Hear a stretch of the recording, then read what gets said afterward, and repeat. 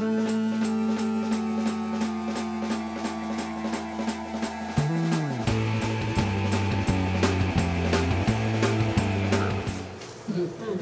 kind of situation happened at least twice during the Cold War. Almost everybody in this room knows about the Cuban Missile Crisis in 1962, when we came this close to nuclear war and maybe even destroying the entire world through crisis mismanagement. Hardly anybody knows that there was another one in the fall of 1983 called the Able Archer Crisis. We've just learned about this in recent years. Nobody really knew it at the time. But NATO was carrying out war games, as they did every fall, and for whatever reason, the leaders in the Kremlin concluded that it wasn't war games, that we were actually planning to launch a nuclear first strike, and for about 3 days, they deliberated very seriously about whether they should launch a nuclear first strike first to defend themselves against ours, even though we weren't really planning that. What do you think the chances are that Amina can go 90 more years and dodge that kind of bullet every single time? Let me remind you that the nuclear age is only 65 years. Now you might say, well, okay, but we haven't had an actual nuclear detonation in a city anywhere in the world since August 9th, 1945. So far so good, right? To address that, I would like to read another little passage, if I may. This is the beginning of my final chapter, which I call simply Apocalypse Never. In 1971, when Henry Kissinger went to China on behalf of President Nixon, in a secret effort to re-establish diplomatic relations between our two great nations, he had much to discuss with his interlocutors in Beijing. There had been, after all, no official contact between the estranged adversaries since the founding of the People's Republic in 1949. In the course of their conversations, and in the spirit of good-natured ideological sparring, Kissinger asked Mao's longtime associate, Mr. Zhou Enlai, if he cared to share an opinion about the historical impact of the French Revolution. Mr. Zhou considered the question for a moment and then replied, "I think it is too soon to tell." If this book has tried to make anything clear, it is that regarding the ultimate role of the nuclear weapon in human history, it is indeed too soon to tell. That is the fear that I have for our 9-year-old girl, who all of us want, to live into the 22nd century, but who I fear will not, unless we get serious about abolishing nuclear weapons before they abolish us. Now, I have kind of shamelessly cited the titles of several of my chapters along the way here, so here's another. Chapter 7 I call The Grand Bargain. This little thing here. The Grand Bargain of the Nuclear Non-Proliferation Treaty and the Rules of the Nuclear Game Today. And a lot of people in this room know this, but I don't know that a whole lot of people out in the street know. There's many elements to what many people call this Grand Bargain of the NPT. But the most basic element, the most basic components of that bargain is this. The non-nuclear weapon states pledged never to produce or acquire nuclear weapons, and the nuclear weapon states pledged to get rid of theirs. Did you know that? Our country committed itself more than 4 long decades ago to eliminate its entire nuclear arsenal. The world community came together in 1968 and said a nuclear weapon-free world is the destination. And if you promise not to get them, we promise that we will eventually get serious about getting rid of them.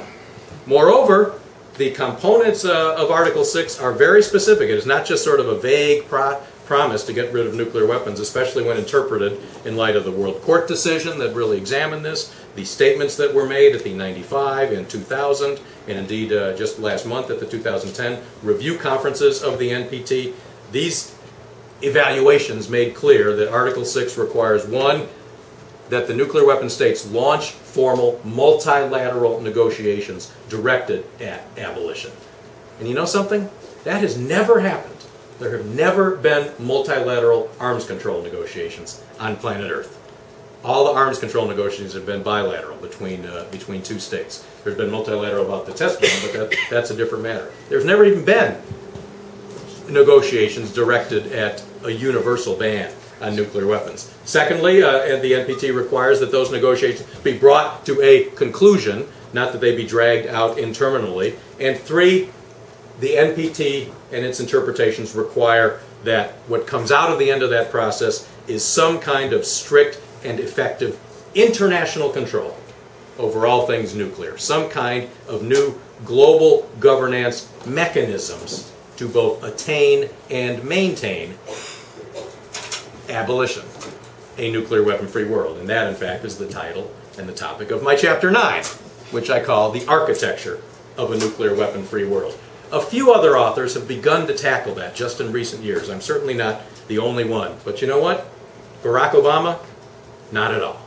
Barack Obama hasn't begun to even talk about what a nuclear weapon-free world might look like. And that is why it is so important, as David Hart said, for us to really get out there in the trenches and keep trying to push the president to actually envision the architecture of a nuclear weapon-free world and envision the road by which we might get from here to there.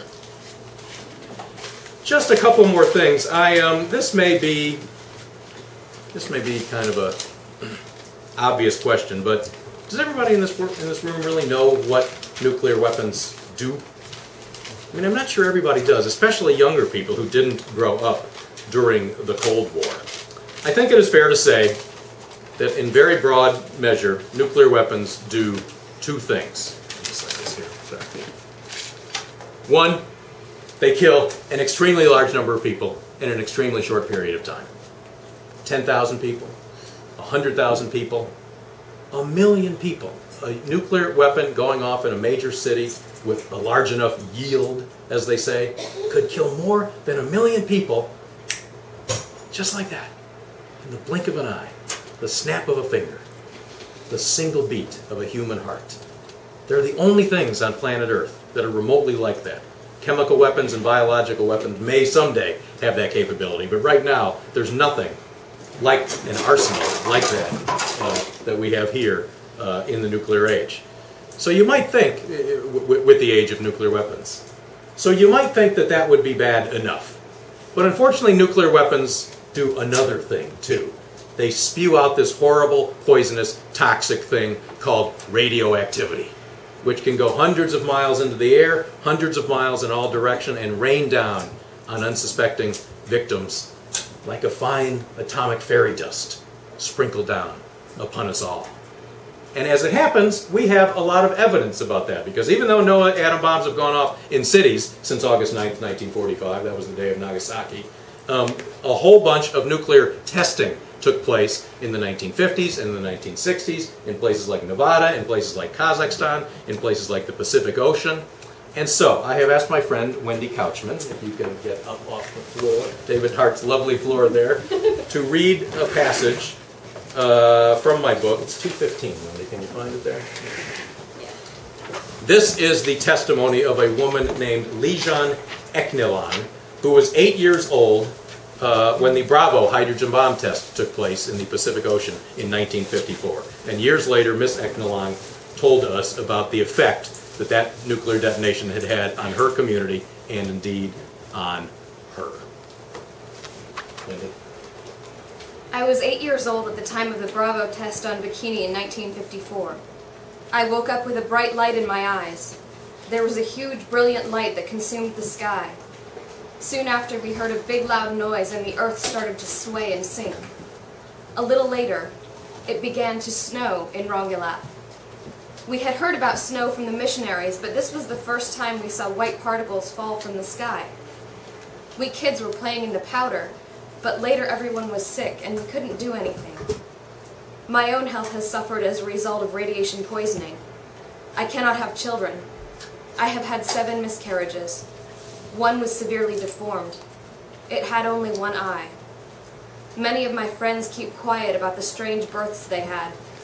They gave birth not to children as we like to think of them, but to things we could only describe as octopuses, apples, turtles, and other things in our experience. The most common have been jellyfish babies. These babies are born with no bones in their bodies and with transparent skin.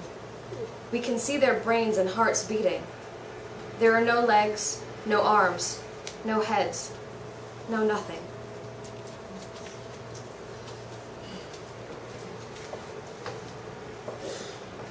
Our country did that